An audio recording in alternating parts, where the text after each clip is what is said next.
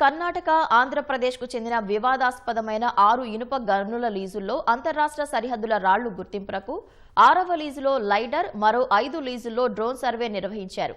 D Hirehal మండల పరిధిలోని మలపనగుడి survey number 1లోని OMC, గాలి జనార్దన్ రెడ్డికి చెందిన అంతరగంగమ్మ మైనింగ్ లీజులోని 68.5 హెక్టార్లలో సర్వే బృందం డ్రోన్ సర్వే, లైడర్ సర్వే నిర్వహించింది.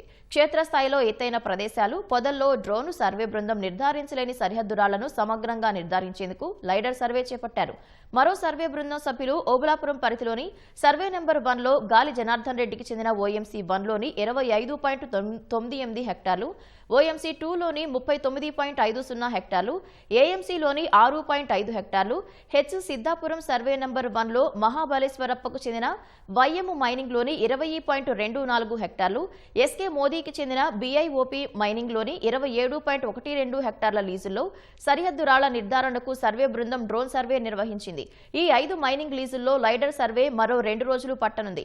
వివాదాస్పద మైనింగ్ లీజుల్లో సరిహద్దు రాళ్ల నిర్ధారణకు డ్రోన్, లైడర్ సర్వేలు పూర్తి చేసేందుకు మరో 3-4 రోజులు పట్టే అవకాశం ఉన్నట్లు తెలుస్తోంది.